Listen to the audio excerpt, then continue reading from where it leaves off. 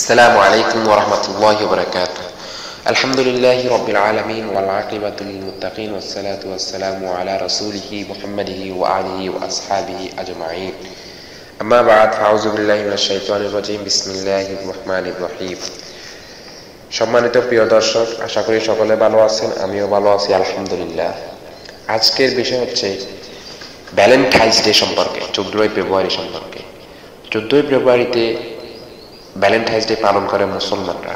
এই সম্পর্কে কিছু আলোচনা করব যে মুসলমানদের জন্য 14 ফেব্রুয়ারি ভ্যালেন্টাইন্স ডে পালন করা কি জায়েজ নাকি না জায়েজ এই সম্পর্কে। তো চলুন ভিডিওটি শুরু করা যাক। তো ভিডিওটি শুরু করার আগে বলে রাখি, ভিডিওটির মধ্যে একটি লাইক দিবেন, আর আপনি আমাদের চ্যানেলে নতুন হয়ে থাকলে আমাদের চ্যানেলে সাবস্ক্রাইব করে পাশের বেল বাটনে ক্লিক করে নোটিফিকেশন অন করে দিবেন, যাতে আপনি ইসলামিক ভিডিও পেতে পারেন সবার আগে। বিসমিল্লাহির রহমানির রহিম। 14 ফেব্রুয়ারি যুবক যুবতী আচরণে কেঁদে ইসলাম আহাজারি। ইজ্জত নষ্টের দিনও দেখি দরজা হয়ে গেল, ইজ্জত নষ্টের দিনও দেখি দার্য হয়ে গেল। তাহলে বেদিনের কলা কৌশল কি বাস্তব রূপ পেল বর্তমানে? ভালোবাসা, মোহাব্বত বা লাভ, যার আরবি শব্দ হলো হুব্বুন অথবা ইউহিব্বু। হুব্বুন শব্দের উপর ভিত্তি করে টিকে রয়েছে বর্তমান বিশ্ব। হুব্বুন অথবা লাভ, যদি লাভ শব্দ যদি পৃথিবীতে অথবা হুব্বুন শব্দ যদি পৃথিবীতে না থাকতো, অর্থাৎ ভালোবাসা জিনিসটা যদি না থাকতো, তাহলে পৃথিবীর অস্তিত্ব টিকে থাকতো না। পবিত্র কোরআন এবং হাদিস শরীফের মধ্যে লাভ শব্দের আরবি হুব্বুন শব্দটি ব্যাপকভাবে ব্যবহৃত হয়েছে। তো ওই ব্যবহৃতগুলো কোন কোন জায়গায় হয়েছে আমরা একটু দেখিয়ে দিই আপনাদেরকে। চলুন দেখে আসি। বিসমিল্লাহির রহমানির রহিম। ইন্নাল্লাহা ইউহিব্বুত তাওয়াবিন ওয়া ইউহিব্বুল মুতাতাহহিরিন ওয়া লা তা'তাদু ইন্নাল্লাহা লা ইউহিব্বুল মু'তাদিন ওয়া আহসিনু ইন্নাল্লাহা ইউহিব্বুল মুহসিনিন। এরকম ভাবে পবিত্র কোরআন এবং হাদিসে লাভ শব্দের আরবি হুব্বুন অথবা ইউহিব্বু অনেকবার ব্যবহৃত হয়েছে। তাই ভ্যালেন্টাইন্স ডে বা বিশ্ব ভালোবাসা দিবস পালন করলে কি পাপ হবে, অথবা এর দ্বারা আপনি কি রোগ হবে, এই দিবস পালন করলে কি রোগ আপনার হবে? তো চলুন দেখে আসি। বিশ্ব ভালোবাসা দিবস, যার প্রবর্তন হয়েছে ভ্যালেন্টাইন্স ডে থেকে। তাই আমরা সকলে জানি ভ্যালেন্টাইন্স ডে এটা হচ্ছে খ্রিস্টানদের তৈরিকৃত একটি উৎসব, যা আমরা সকলে জানি ধীরে ধীরে মৌজ মাস্তি, রঙ্গতামশা, জেনা ব্যভিচারের মধ্যে দিন দিন অতিবাহিত হচ্ছে ভ্যালেন্টাইন্স ডে 14 ফেব্রুয়ারির মধ্যে।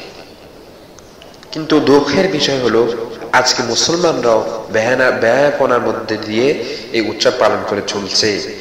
কি আফসোস, হাই আফসোস। কিন্তু হয়তো এর উপর ভিত্তি করে আজ থেকে 1400 বছর আগে মহানবী হযরত মুহাম্মদ মুস্তাফা সাল্লাল্লাহু আলাইহি ওয়াসাল্লাম বলে গেছেন যে, আমার ভয় হচ্ছে তোমরা অবশ্যই তোমাদের পূর্ববর্তীদের অনুসরণে লিপ্ত হয়ে পড়বে। প্রতিটি বাহুর দৈর্ঘ্যে তাদের তোমরা অনুসরণ করবে। এমনকি তারা শরীফ সিপের গর্তে প্রবেশ করলে তোমরা সেখানেও তাদেরকে অনুসরণ করবে। সাহাবীরা বলল, ইয়া রাসূলুল্লাহ সাল্লাল্লাহু আলাইহি সাল্লাম, তারা কি ইহুদি খ্রিস্টান? তিনি বললেন, এছাড়া আর কে? বুখারী এবং মুসলিম শরীফে এই হাদিসটি আছে। এছাড়াও রাসূল সাল্লাল্লাহু আলাইহি সাল্লাম বলেছেন, যে কেউ ধর্মীয় সভ্যতা, সংস্কৃতি, আচার অনুষ্ঠান ও উৎসবের ক্ষেত্রে অন্য কোনো জাতির সাথে সামঞ্জস্য বিধান করে চলবে, সে তাদের দলভুক্ত বলে গণ্য হবে। অন্য একটি হাদিসে রয়েছে, কিয়ামতের দিন তাদের সাথেই হাসর হবে যারা তাদের অনুসরণ করে চলবে।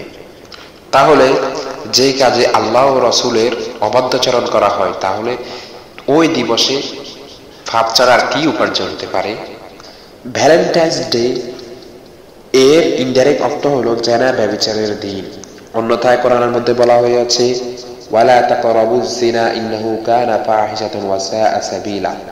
তোমরা ব্যভিচারের নিকট যেও না, নিশ্চয়ই তা অশ্লীল ও নিকৃষ্টতম আচরণ। অথচ আমরা এই অশ্লীলতার জন্য একটা দিন নির্দিষ্ট করে ফেলেছি।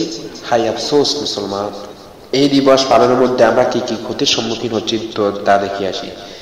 ভালোবাসার অবমাননা, তরুণ তরুণীদের ইজ্জত নষ্ট, নির্লজ্জ ও ব্যয়াপনার বৃদ্ধি, যুবক যুবতীদের নৈতিক অবক্ষয়, তরুণ তরুণীদের বিবাহ বিমুখতা, এইডস রোগ, হার্পিস রোগ, সিফিলিস রোগ বৃদ্ধির কারণ।